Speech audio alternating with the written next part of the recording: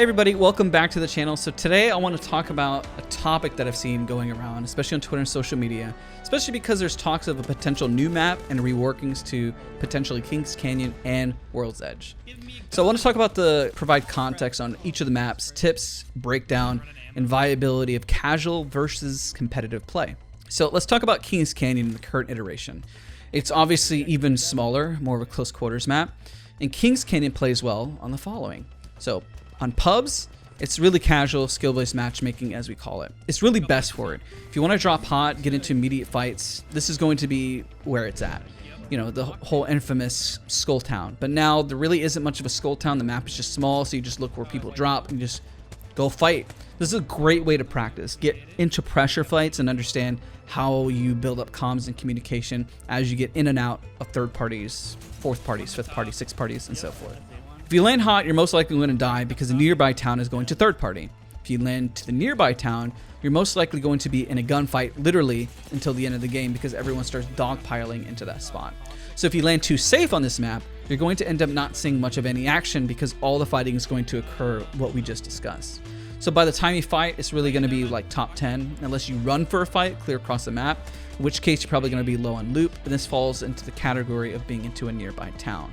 Really good pub match, good at building that synergy of just getting into constant gunfights, right? Just drop hot, have fun.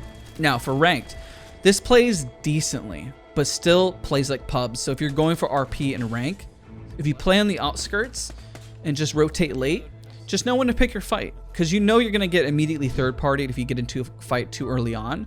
But you know if you play patiently, obviously you'll get easy top 10, and this is where you obviously start to gain that RP, you know, catch out a team. It's pretty self-explanatory in terms of ranked, but again, not the most competitive. So we talk about, is Kings Canyon competitive? I mean, there's a reason why pros dislike Kings Canyon. When playing in a tournament, you really do not want to land hot, nor do you want to set yourself up for failure. The issue this map poses is that there's truly not enough loot. There are too many choke points and lacks mobility. An example, on the upper right hand side of the map, if someone lands rig, capacitor, and the two no-name locations, or artillery, the zone pulls towards the bottom left of the map.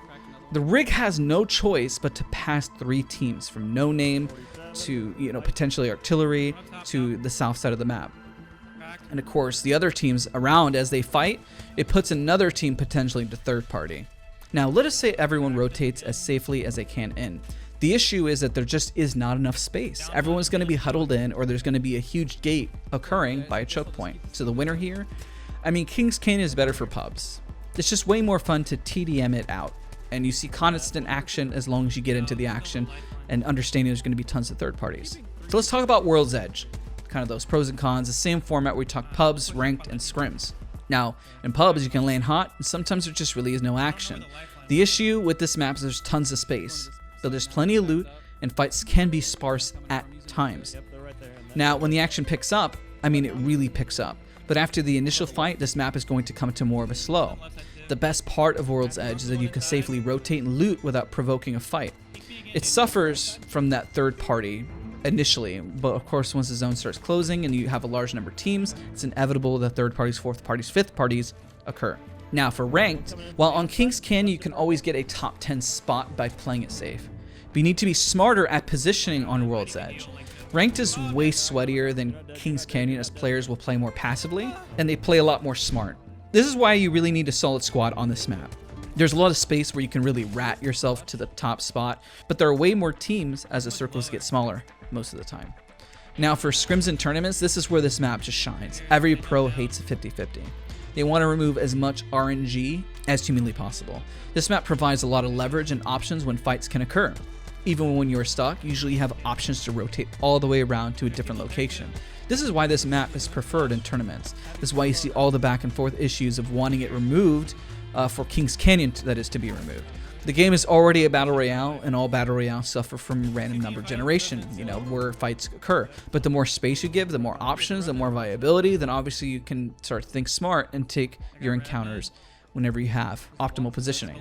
But again, when you give everyone space and third parties and play smarter, you will see teams that will prefer this map for tournament play. So obviously the clear winner here is for World's Edge as far as tournament play. Quick tips on Kings Canyon and quick tips in terms of World's Edge.